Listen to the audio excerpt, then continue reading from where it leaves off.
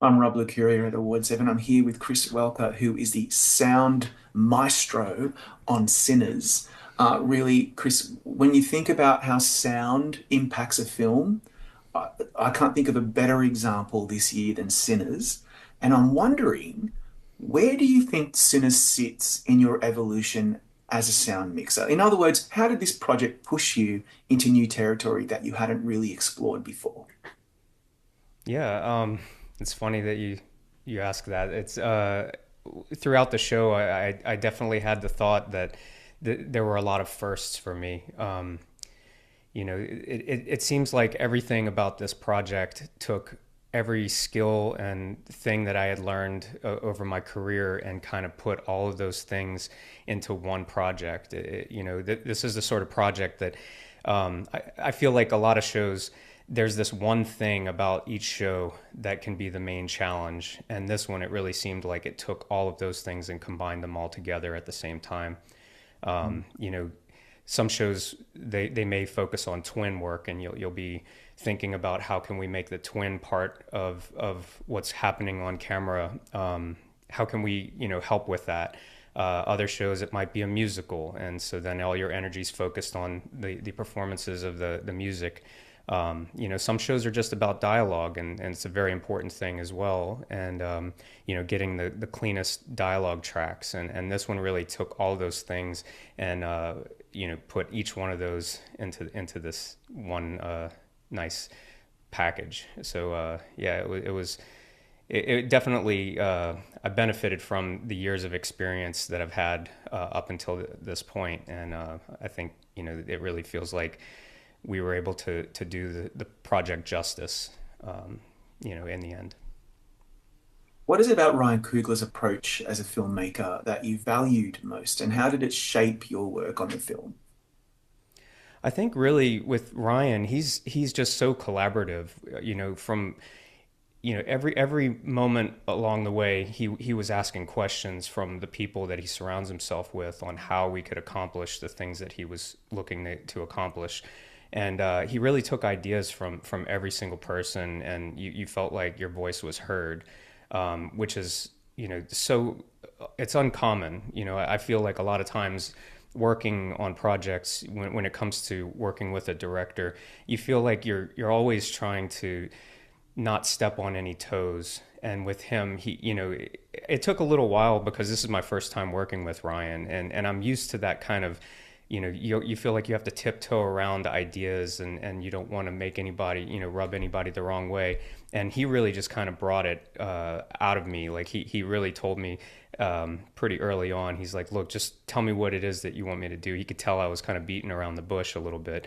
And he was like, get to the point, because there's a lot of stuff that we're trying to do here, and it's important that in order for us to keep on on schedule and with the amount of things that we were trying to do on this project, that people he let me know that, like, you already got the job, I trust you, so just tell me what it is that you need, and I'll let you know if I can do it, or if I can't.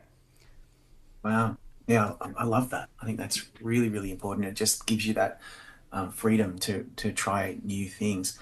Let's talk about the twin scenes. You mentioned that briefly earlier.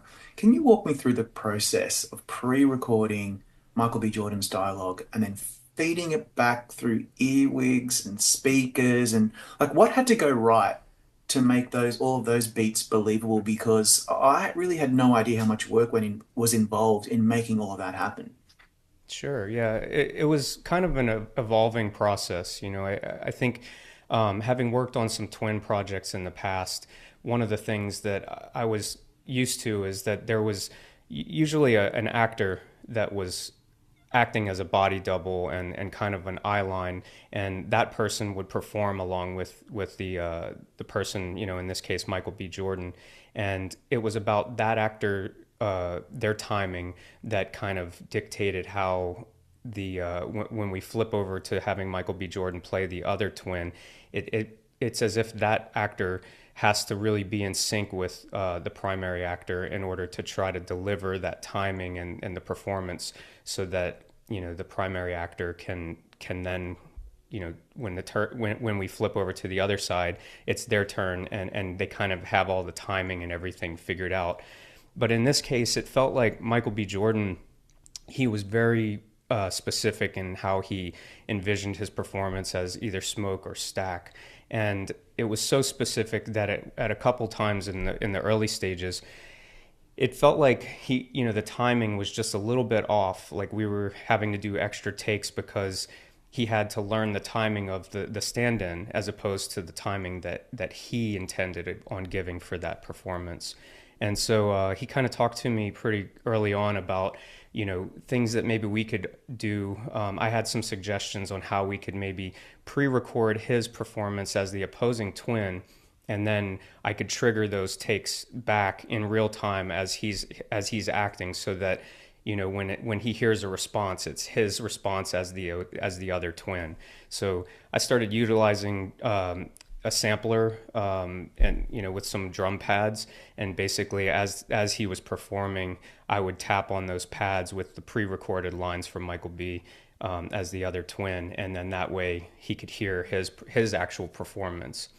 And then, some of the other things that were pretty crazy about this project is, as far as the twinning, they used what's called a let's see, I think it's called a techno dolly, and it's basically a repeatable camera head crane that would allow them to get these dynamic shots where they could have, the camera could be in motion while also having the actor interacting with himself.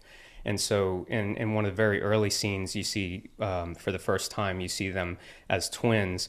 They hand off a cigarette back and forth. And, that was kind of a tricky thing. And so we started thinking, originally, I think they were starting to look at monitors. They set up monitors just outside of the frame, and thought maybe, well, he could glance over at it and see when he was handing the cigarette in the previous take, and then he would just reach over for it. But it kind of didn't really work, because I think visually it looked as if he was looking off at something.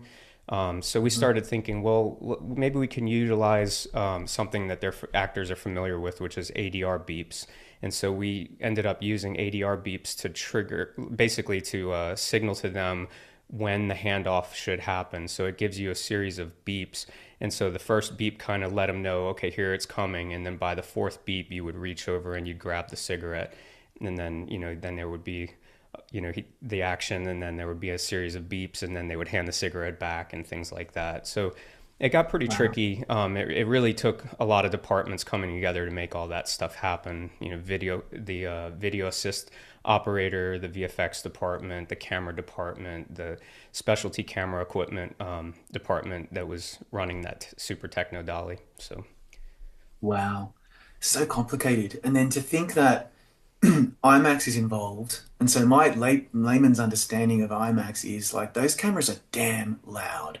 How much they of a are. challenge is it to capture clean production sound no matter what when you've got that challenge as well? Yeah, I mean, it's a really good question. It was one of the things that when I learned early on that we were using the IMAX cameras, I remember seeing the movie Nope, and there was some behind the scenes footage from that, and I remember thinking, like, how did they record the sound for this movie? The thing sounds like a lawnmower. So I talked with our DP Autumn Arkapaw and Ryan, and we were kind of strategizing, like, how is this going to work, when there's an importance placed on these live performances, whether it be dialogue or music, and how are we going to get that if this camera is, as noisy as I hear it is.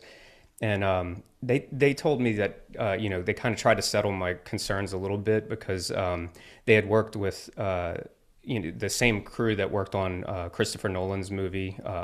It was Oppenheimer and Tenet, and they had a strategy already that worked for them, where they would essentially record a take, and do as many takes as they needed to in order to get the performance just right.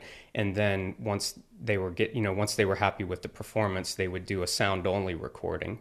And so essentially, the sound only recording was then utilized to basically line up each syllable, each sound effect of any actions that were happening, and they would basically, in editorial, they would cut that down and they would sync it to the image.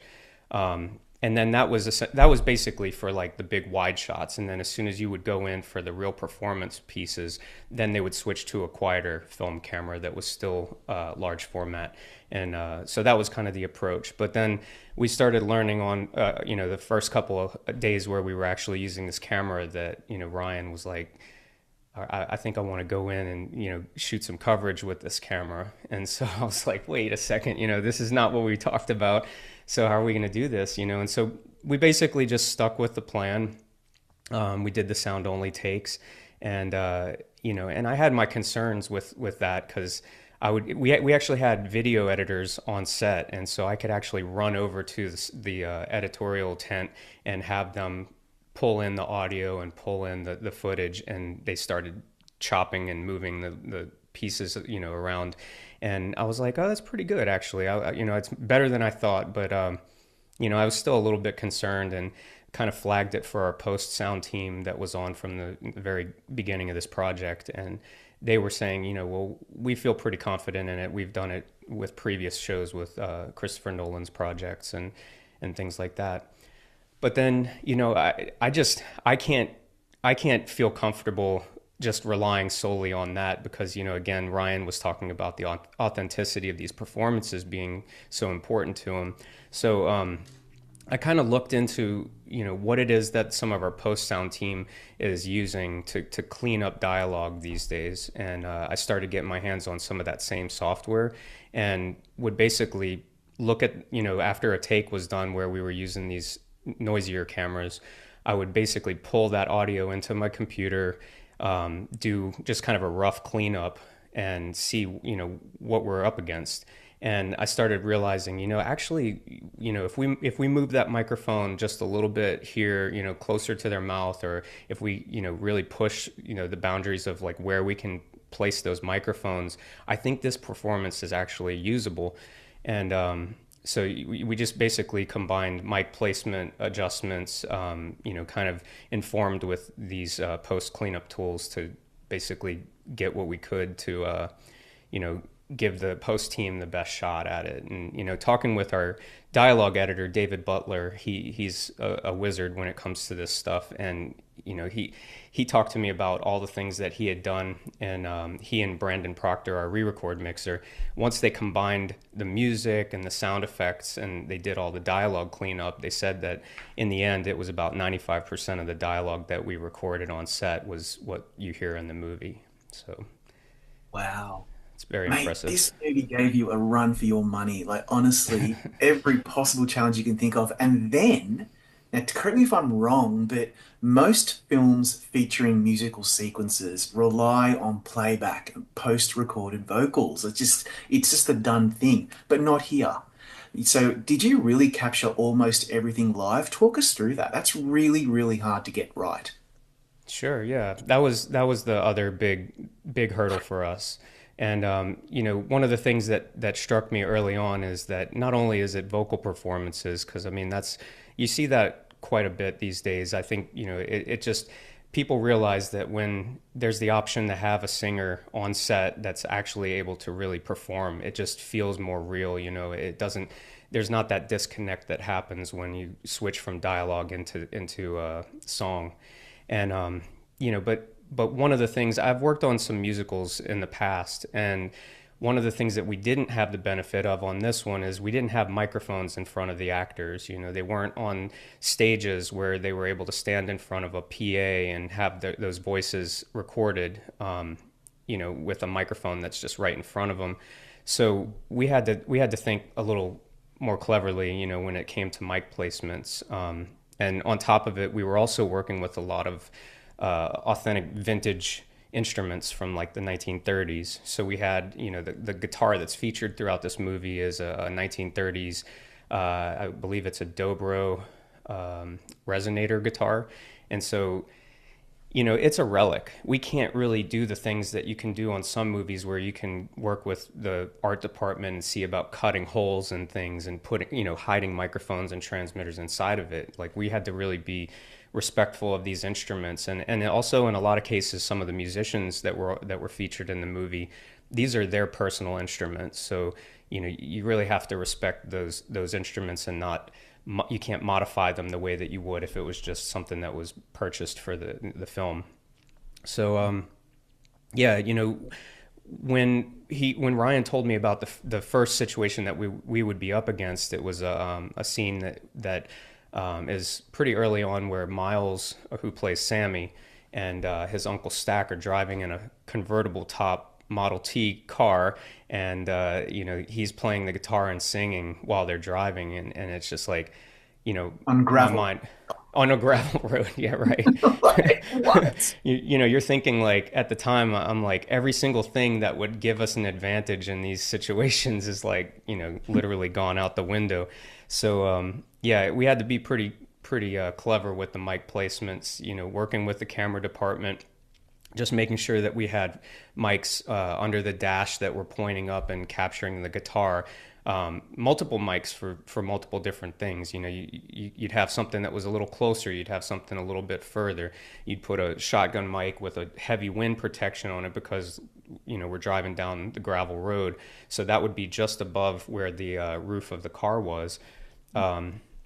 Yeah, lavalier mics, literally everything that we could just to try to capture as many of those pieces so that later down the road, our music team, who was made up of Felipe Pacheco, our music editor, and Ludwig Göransson's team, they could all put that together and make it feel like one cohesive performance. And one of the other things that's funny is that scene in particular was shot over the course of multiple days. So not only are you doing that once, but you're having to keep things consistent, and you start to realize on day two, you're like, oh well, actually if we put this mic just a little bit over here, we can get that signal just a little bit better. But you kind of have to balance it out between consistency, because that performance needs to basically feel like it's happening, in a matter of 20-30 seconds. It just feels like it's almost a miracle that you're able to record clean audio and clean sound, clean as possible, so that the post team have a lot to work with, but they don't have to go crazy trying to clean it and remix it a million times until we can actually hear what is being said and done on the film. It's just a real testament, mate, to your craft and how hard I assume you and the team worked on this. It brings me to this. So Sinners is to me a really spectacular film, but it's not a big action blockbuster, right? And in the sound world, I guess in when you especially in the context of awards, they often like to reward the loudest films, the biggest blockbusters with all the explosions and all the score. And I just find that in a world that rewards spectacle, do you ever worry that subtle work like this and complicated work that you're not necessarily noticing, it gets mistaken for simplicity, or nuance is sometimes ignored? How do you feel about that? Yeah, it's kind of a funny thing because obviously the success of this movie has really kind of put me in a place where I'm paying a lot more attention in a different sort of way, this time of year than I've ever really paid attention to other movies. I've seen a lot of the things that have come out this year, and like you said, like I do notice that there is that tendency for things to want to be big and loud. Yeah, I don't know. I don't really know how to compete against that. If that's there's nothing. It's just we made a movie that was trying to do something, which in this case, I know Ryan said very early on that his goal with this project was to kind of showcase this genre of music that was typically recorded in kind of a crappier way, just because the technology didn't exist at the time, and he wanted to kind of showcase it in a way that kind of modernized it and used the tools that we have today.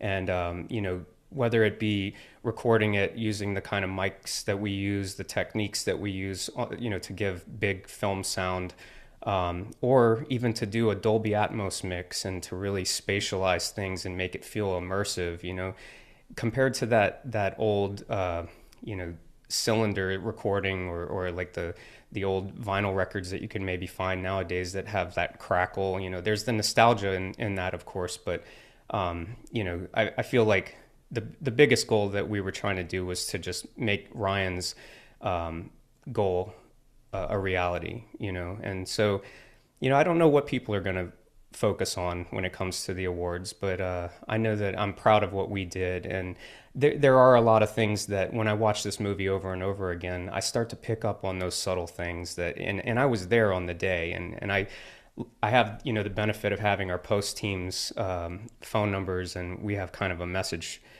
thread going, and I'll occasionally ask them like, "Hey, did you use this mic or did you use that sound for this thing?" And they're like, "Yeah," So it's really cool to to kind of break it down over time and pick up on those subtle things because for example, another thing that's kind of interesting about this movie is there's a scene that takes place in a train station.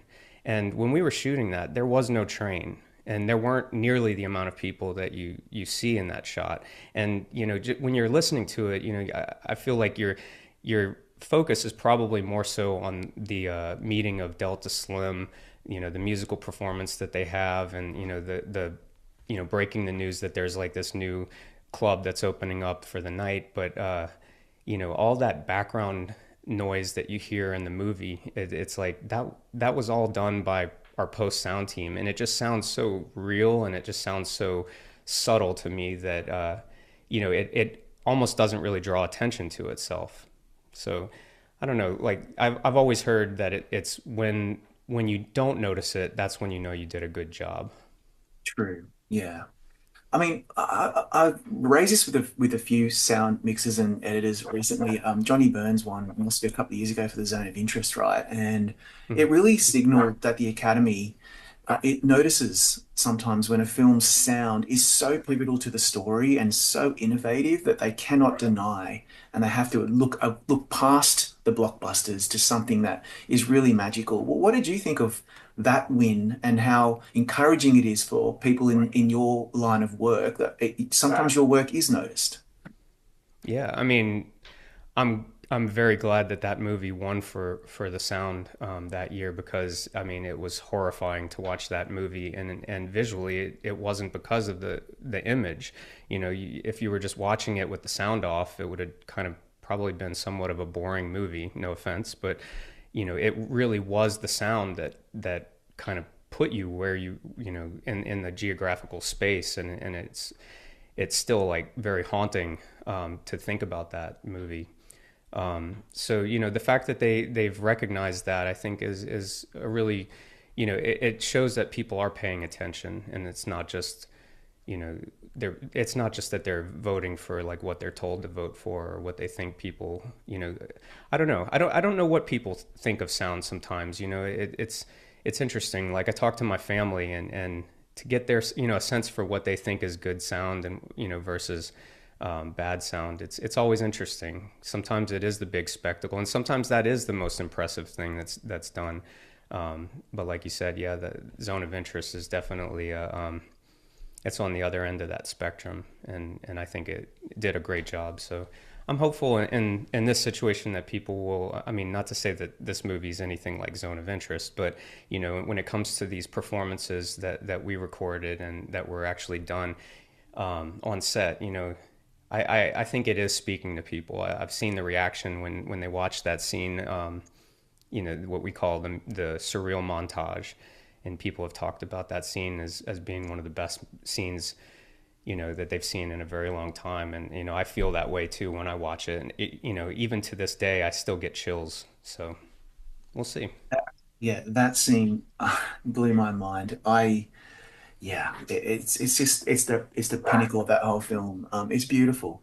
A final question, Chris, is this: you will always be, at least for now, Emmy winner, Chris Welker. And looking back at that whirlwind when you won for Daisy Jones and the Six, what sticks with you most now in terms of your memory of that time? Um, I don't know. I mean, that came as a huge surprise to me when that happened. But at the time, I did have the thought that this was when I was on Daisy Jones and the Six, it felt like that was the most difficult show that I had ever worked on. And it felt very rewarding when we were coming home each day thinking about the work that we accomplished at by the end of the day. So to have that recognition was amazing, and and it definitely is something that sticks with me now. But it's like what next? I feel like, it's like I just want to be challenged at work, and I want to work with people that are innovative and that care about sound, and they want to have input from people that are, you know, I mean, experts in their craft. So I just hope that in the end that I just keep getting opportunities to do that. And I think, based on my past experience with Daisy Jones, I think that that's likely to keep happening. Yeah, you could not have picked a better film to really stretch your abilities and your craft and your skills than Sinners. I'm really looking forward to seeing what you do next, mate. On that note, great work, congratulations, and thank you for your time today. Yeah, of course. Thank you very much. Good talking with you, Rob.